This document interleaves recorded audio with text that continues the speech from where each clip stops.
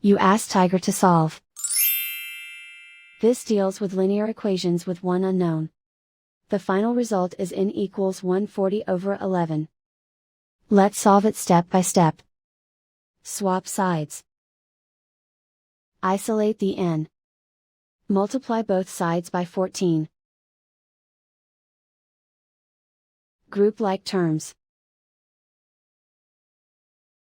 Multiply the coefficients. Simplify the fraction. Multiply the fractions. Simplify the arithmetic. And so the final result is n equals 140/11.